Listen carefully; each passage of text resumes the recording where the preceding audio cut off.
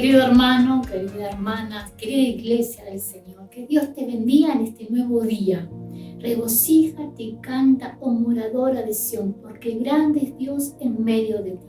Sí, el Señor es grande, el Señor está en medio tuyo, en tu hogar, en tu casa, en tu corazón. Por eso vamos a regocijarnos en el Dios de nuestra salvación.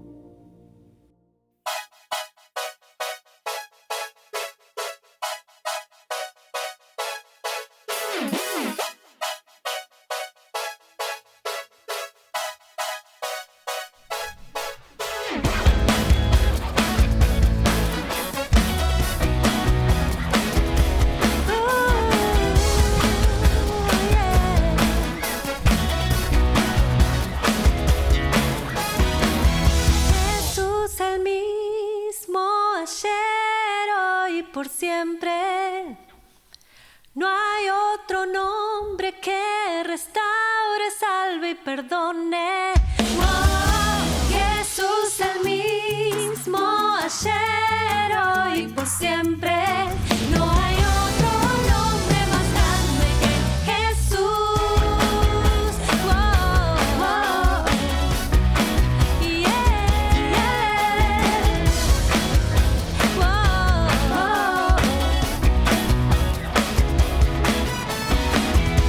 Él es fiel, grande es Él, fuerte es nuestro Dios, hermoso es nuestro Rey.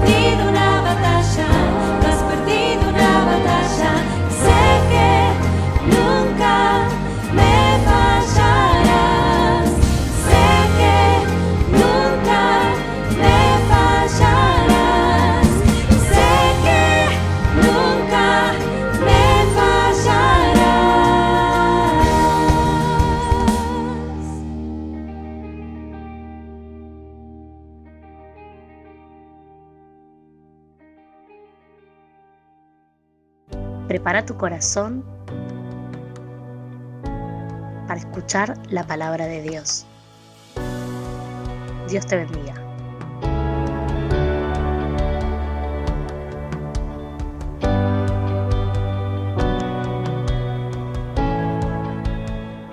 Gloria a Dios.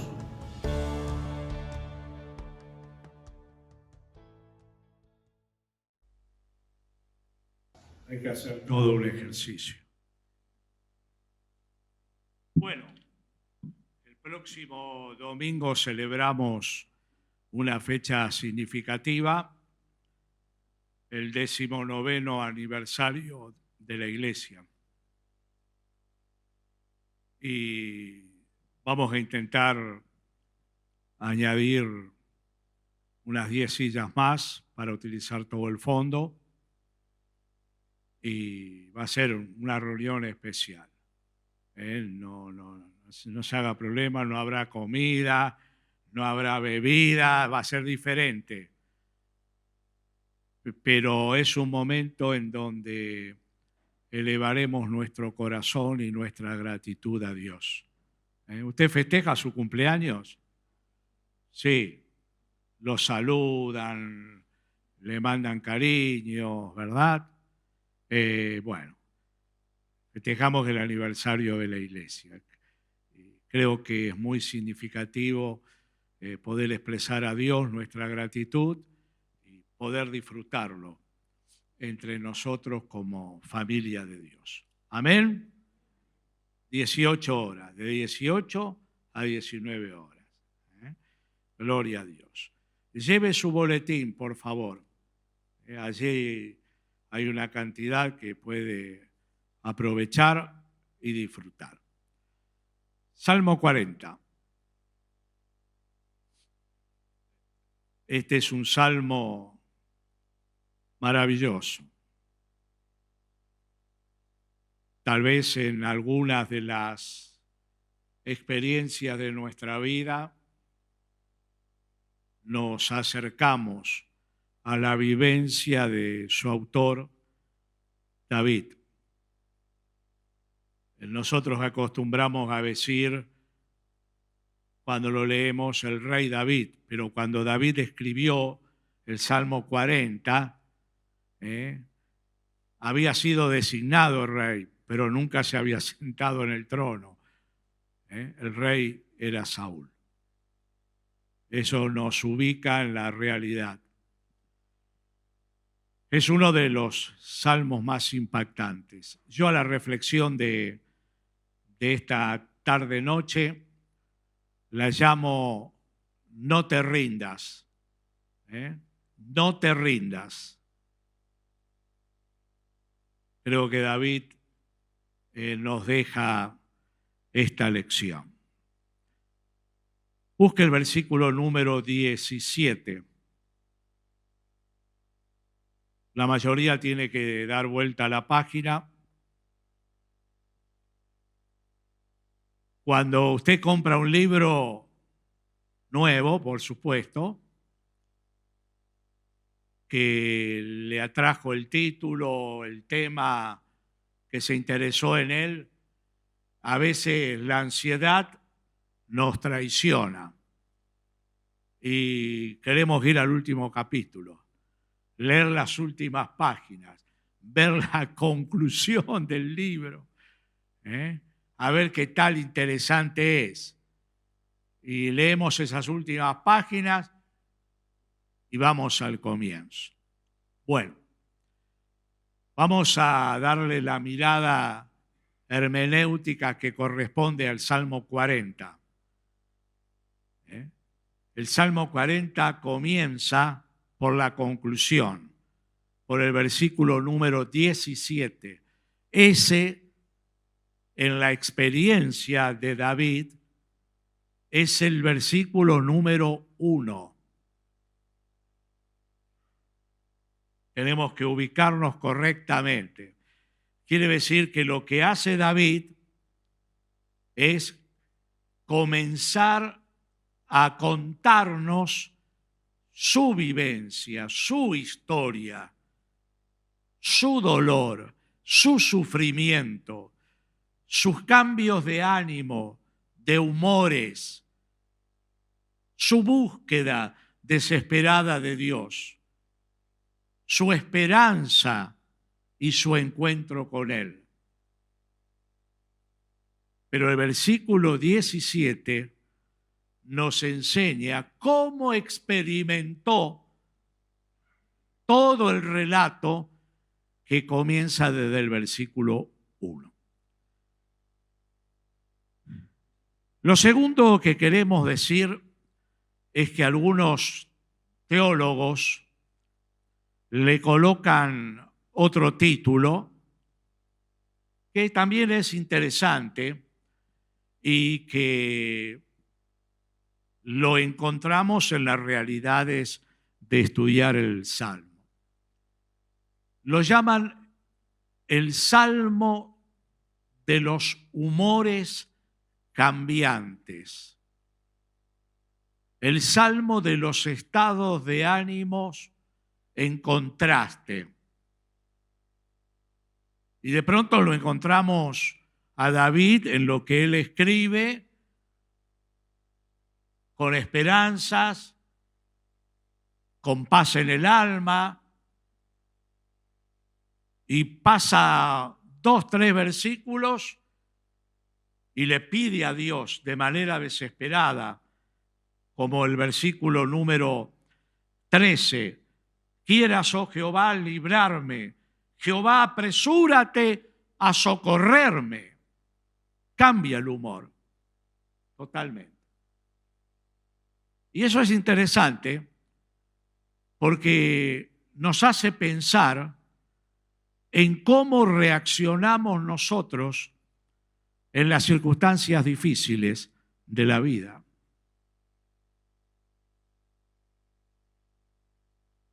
¿Cómo vivimos la pandemia hoy? Y usted me dirá, yo la vivo bien, pero millones de personas no la viven bien. No la vive bien ni en la parte económica, ni en la laboral, ni en la familiar. Yo ayer pensaba entre los festejos del partido de fútbol, ¿cuántos no festejan, aunque les guste el fútbol? Porque están de duelo, están de luto. Millones de personas afectadas por la pandemia. ¿Cómo cambia el humor? ¿Cómo cambia el estado de ánimo?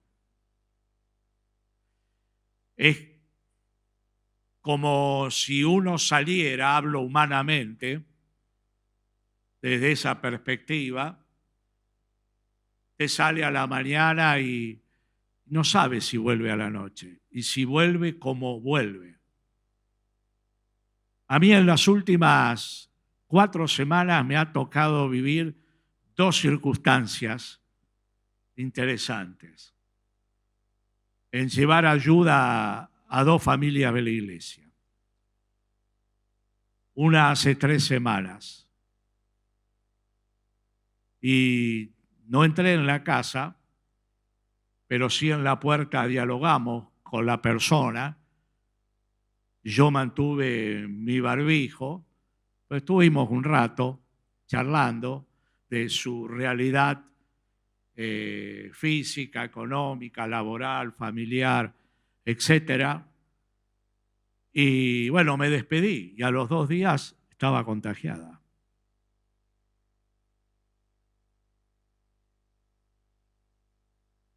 Y la segunda fue ayer, ayer.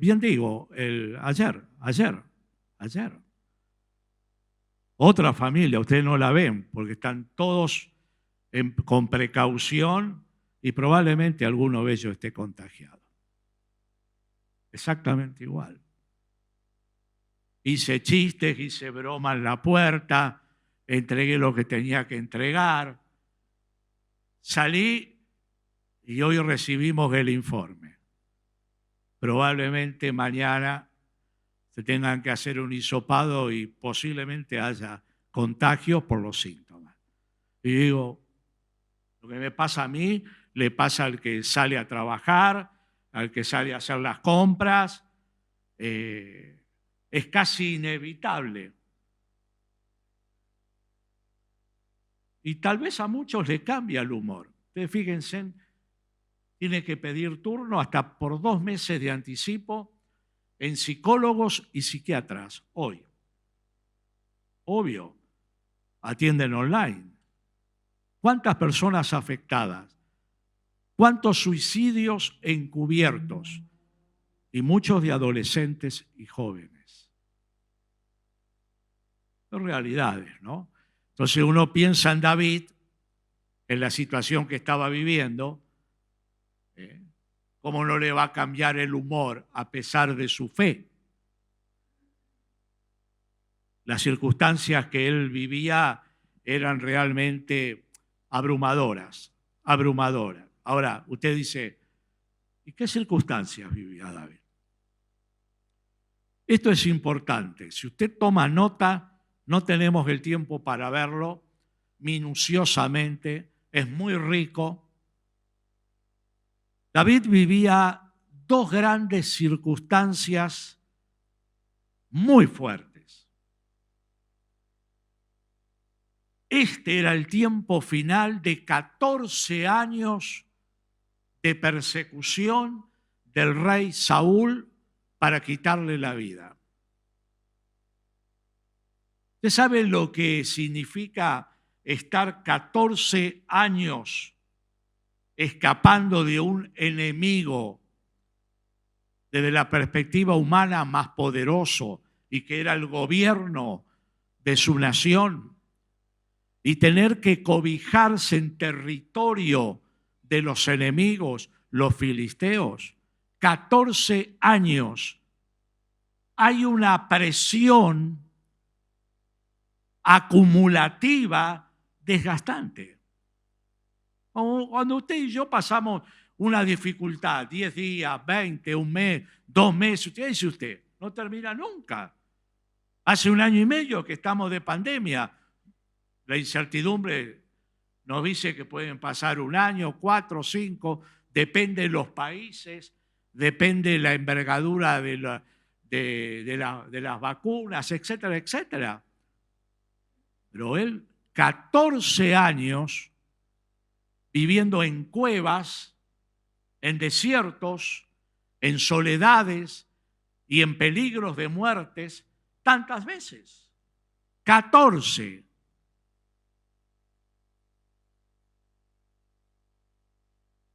Es fuerte. La segunda experiencia, usted y yo la encontramos en la Biblia. 1 Samuel capítulo 30, versículo 4 al 6. Esta es muy fuerte.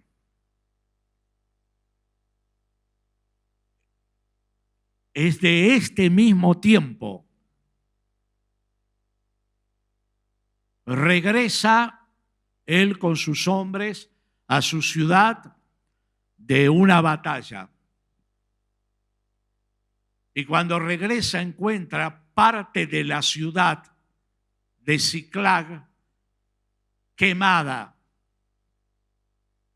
destruida por los enemigos.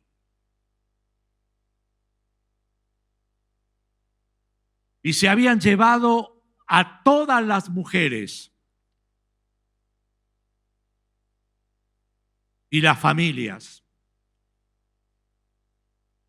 entre las cuales estaban las de él. Mire el dolor que sentiría David. Dice el versículo 4 que aquellos que regresaron con él y aquellos que habían quedado en el pueblo lloraron hasta que le faltaron las fuerzas para llorar. Lloraron hasta que le faltaron las fuerzas para llorar. ¿Usted entiende? Es como decir, no tengo más fuerzas y no tengo más lágrimas para llorar. En esas horas, el corazón se derritió a través de los ojos.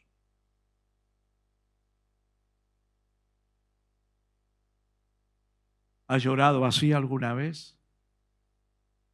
¿Ha sufrido así alguna vez?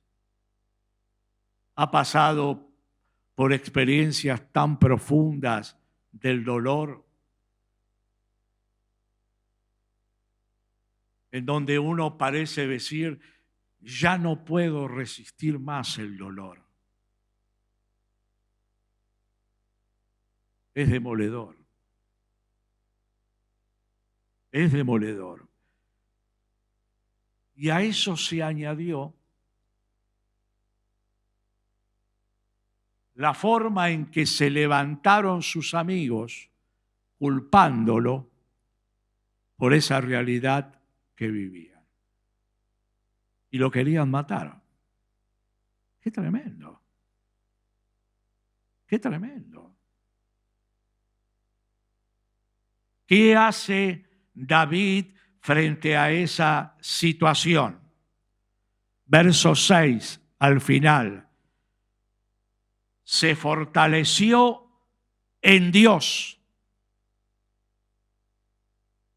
Esta expresión márquela en su Biblia y acúñela en su corazón. Él no tenía nada para fortalecerse en derredor. Aún sus amigos más íntimos le querían quitar la vida, igual que su enemigo durante 14 años. Miraba alrededor y la muerte lo perseguía. Pero levantó sus ojos al cielo y se fortaleció en Dios. Hay circunstancias en la vida que son así, demoledoras. Y que solamente en Dios podemos fortalecernos. Porque David le dio la oportunidad a Dios.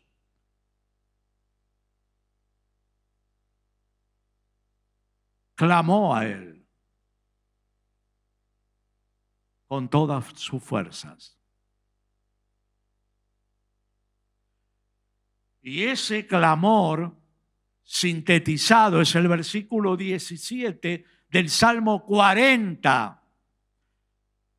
Él reconoce delante de Dios que está afligido y necesitado,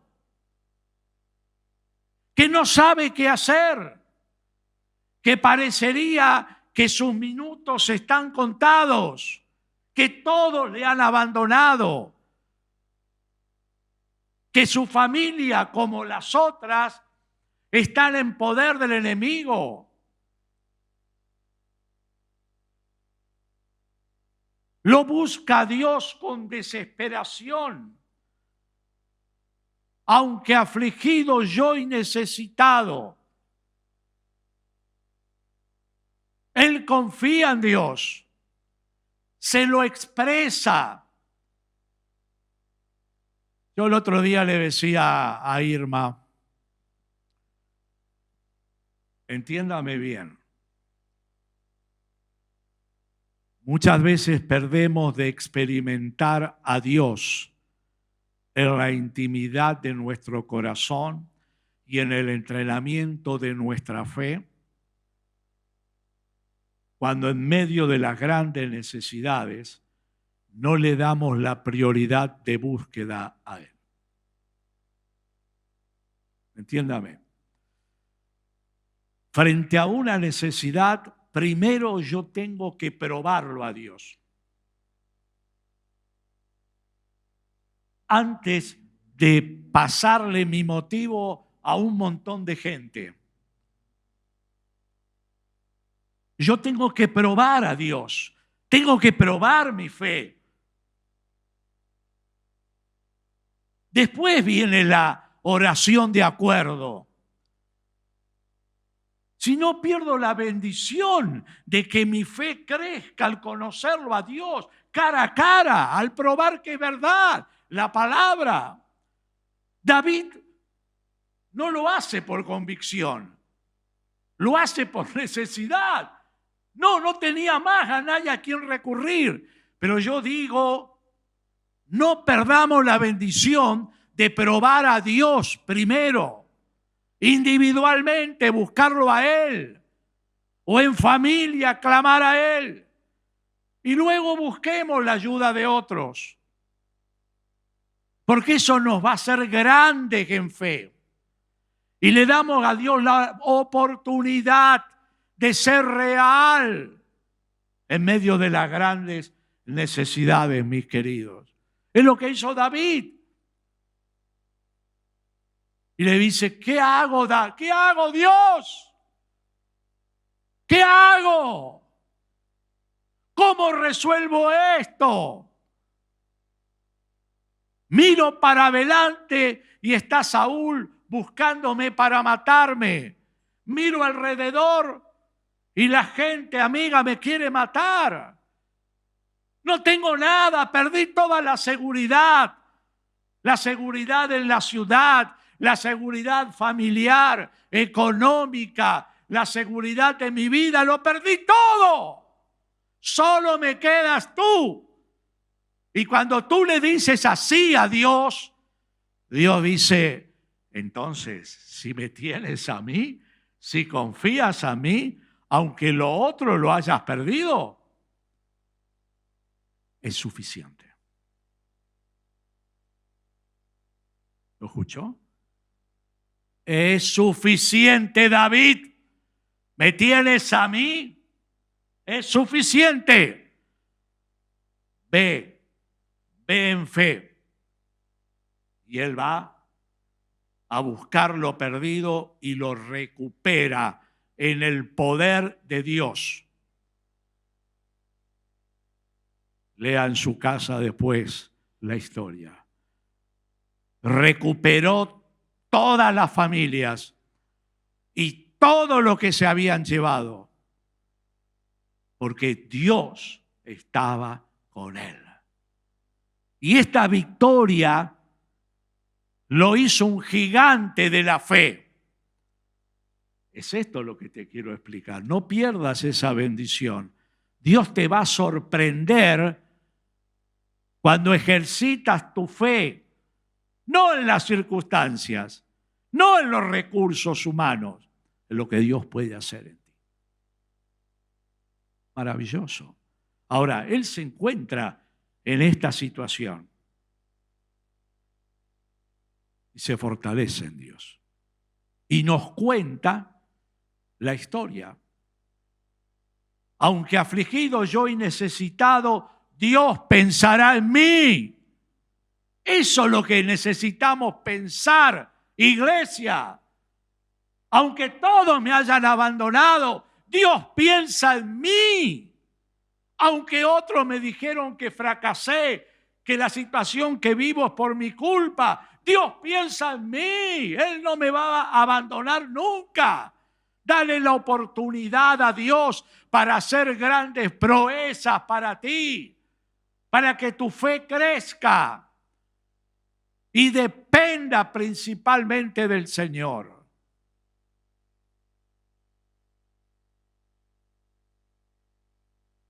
Dios pensará en mí. ¿Quién pensaba en David para hacerle un bien? Nadie. Pero Dios sí. Ese es nuestro Dios, el Padre de nuestro Señor Jesucristo. Él piensa en mí.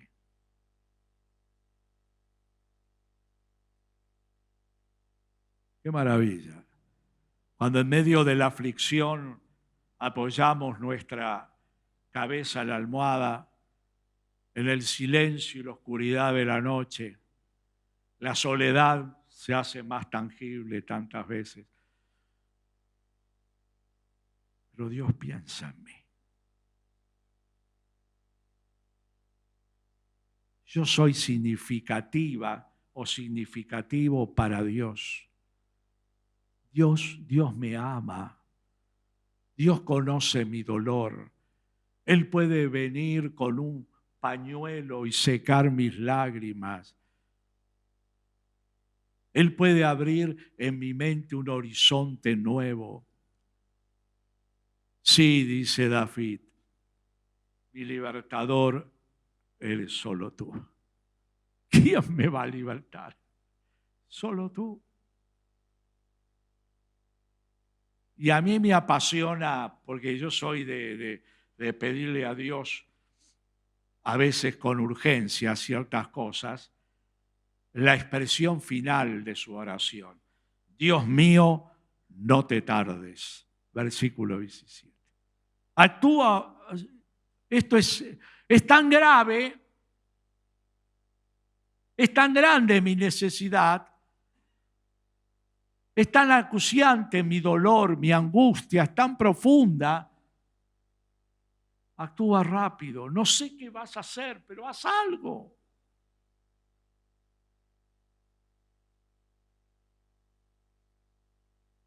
Mire lo que pasa de manera simultánea. Capítulo 31 de 1 Samuel y primer capítulo de 2 Samuel. De manera simultánea, Saúl está en batalla y los filisteos lo matan a él y a su hijo Jonatán.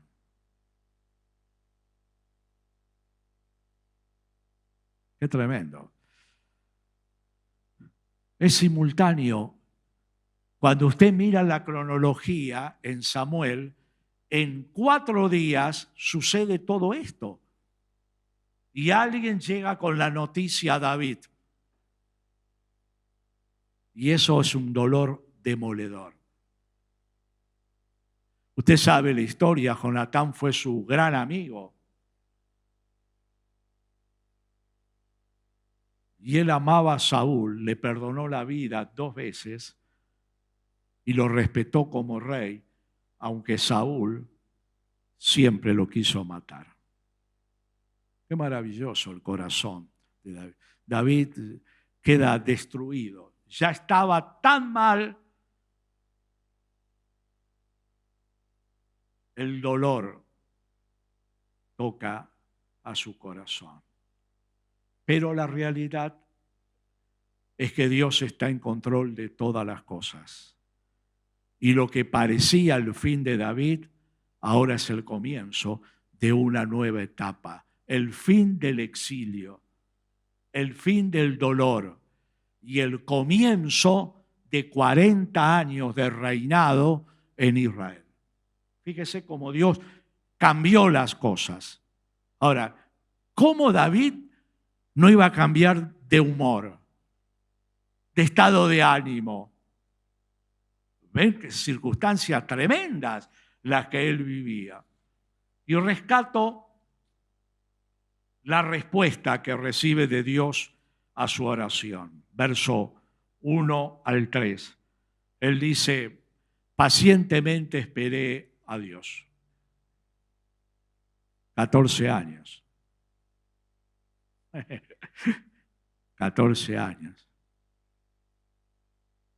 Tuvo que ejercitar paciencia. Y ver que Dios nunca lo había abandonado, aunque el sueño del trono no se había cristalizado. Y Dios se inclinó a mí y oyó mi clamor. Me gusta la expresión. Dios se inclinó a David. ¿Por qué? Porque Dios está en el cielo, todo lo abarca, es omnipresente, su presencia está en todas partes. Pero la idea, la imagen, la figura es esta. Dios se inclina a David, que se está hundiendo en sus emociones, en una situación que parece fuera de control, Dios le extiende el brazo, le toma la mano. Siempre en nuestras conversiones, cuando contamos los testimonios, decimos, yo encontré a Dios.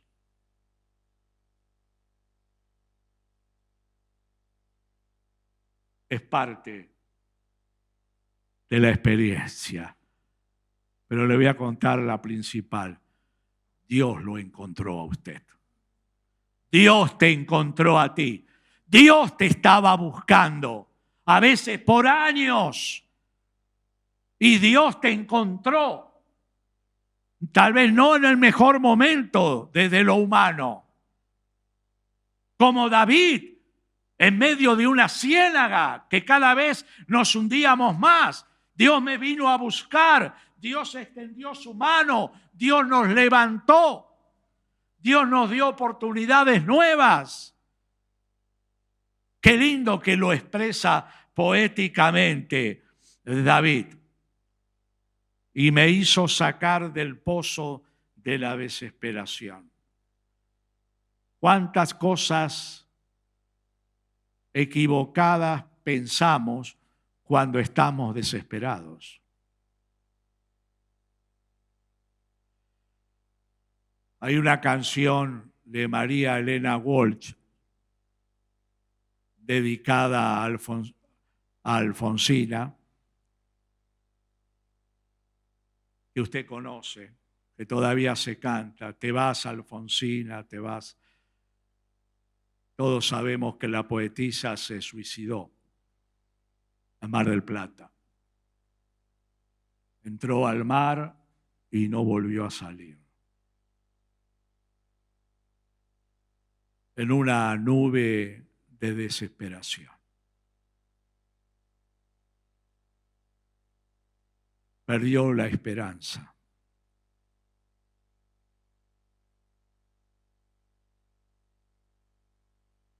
Y quedó sin futuro, sin horizonte. Y tomó en la desesperación una decisión equivocada. Nunca el suicidio resuelve, agrava drásticamente la situación. Pero David no buscó un camino equivocado, lo buscó a Dios. Sea cual sea la situación que usted viva, recuérdelo siempre. Dios le acompaña y siempre Dios tiene una salida. Aunque yo no la vea en ese momento, aunque no la puedo pensar en la multitud de mis pensamientos contradictorios y nublados y oscuros y sin esperanza, Dios siempre tiene una salida. Búsquelo a Dios. Y con estas palabras anime a otros, déle esperanza a otros que busquen a Dios. Y Dios lo levanta de una ciénaga donde él no puede salir, cada vez se hunde más. Y cuando Dios lo levanta, lo coloca sobre tierra firme, una roca. ¿Y qué le dice? ¿Qué le está expresando Dios con su acción?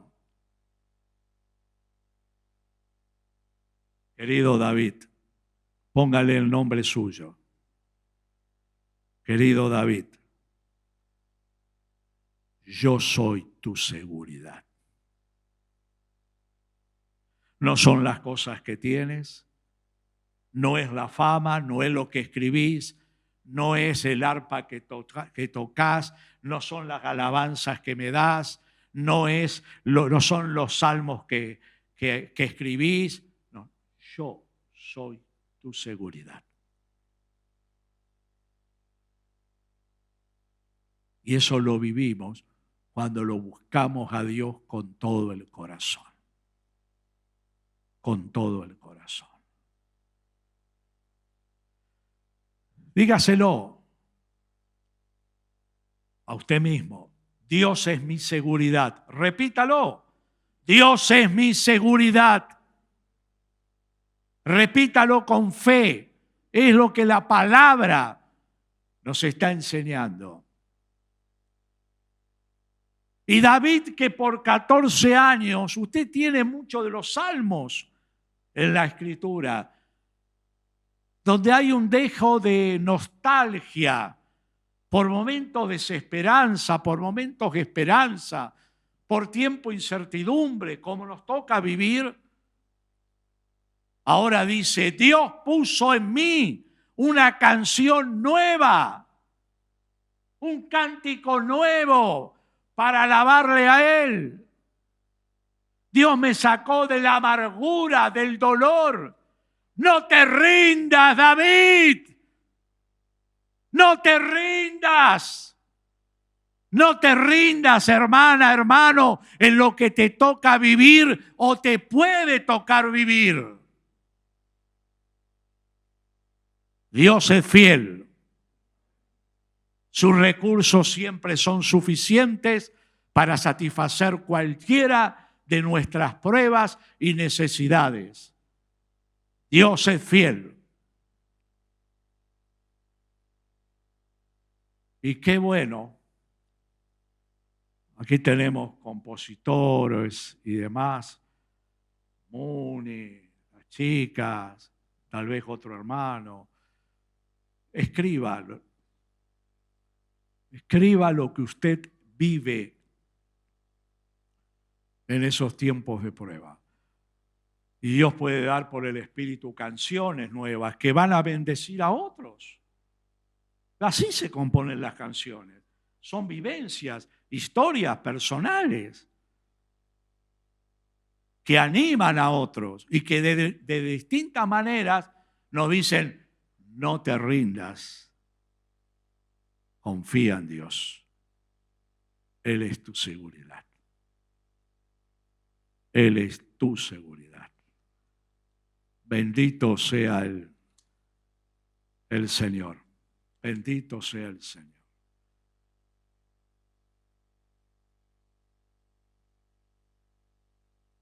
Muchas veces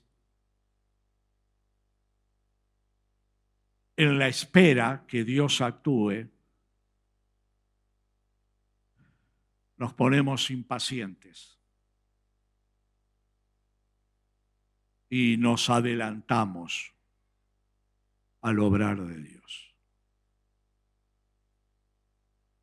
Pensamos que Dios ya no nos va a responder, que se ha olvidado de nuestra situación. Pasaron tantos años. No. Dios tiene sus tiempos, sus modos para responder. Dios no se olvida de lo que en fe hemos colocado en su cáliz del incienso perfumado. Dios no se olvida. Responderá de acuerdo a su amor y a su misericordia. No te rindas en seguir orando. No abandones el camino del Señor. No desaparezcas de tu encuentro con Dios diario, de leer la Biblia, de orar. No desaparezcas de tu iglesia. No te rindas. Que las circunstancias no te roben la bendición de tener y disfrutar a Dios en tu vida, cada día. No te rindas. Bueno, anoche muchos festejamos a los que nos gusta el deporte, el triunfo de Argentina. Merecido, muy esperado, celebrado en medio de las circunstancias que nos toca vivir. Pero quiero rescatar a una figura que es la del jugador emblema de estos últimos años, Messi, que ha sido el eje, alguna vez yo también lo he criticado, de muchas críticas, de muchos ataques, de muchas comparaciones odiosas, porque las comparaciones son odiosas, en tiempos, con personas, etcétera, pero que no se rindió. Y porque no se rindió, tuvo un justo premio deportivo en ganar este título. Si él en los primeros 5 o 6 años se hubiera rendido, no hubiera jugado más en la selección. Porque era el jugador más importante del mundo, no tenía necesidad que lo vivan criticando en absoluto. Él era un semidios en Europa. No tenía necesidad. Pero evidentemente, como argentino, tenía ese deseo de una conquista importante. No se rindió. Y fíjese que el Messi de hoy ya es un hombre de 34 años, no está en el esplendor de su carrera. Cuando lo estuvo, no tuvo el premio que hubiera merecido, pero la vida le permitió tenerlo ahora. Fíjese, porque no se rindió. Y volviendo a él,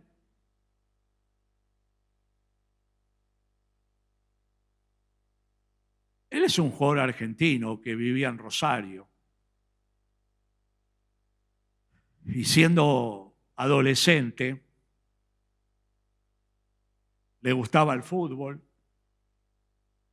pero le detectaron una enfermedad.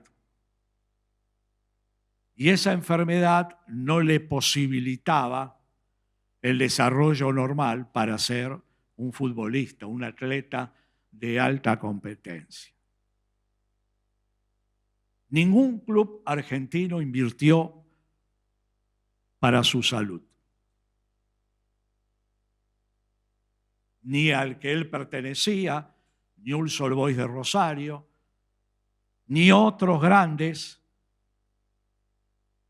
no invirtieron. Se rindieron, no les interesó, pensaron que era una situación irreversible, vaya a saber. Pero alguien puso los ojos en él. Fue a Europa, ancló en Barcelona, y Barcelona invirtió en él. Miles y miles de euros en este caso. Tratamientos con especialistas, etcétera, etcétera. No se rindió a la situación. Usted después sabe la historia. ¿Quién llegó a ser Messi? Porque hubo gente que creyó, que invirtió y no se rindió ante las circunstancias.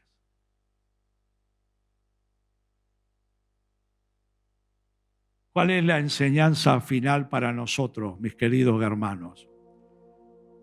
No sé cuánto tiempo va a durar todo esto, pero breve no será. Eso está claro. No te rindas. No te rindas.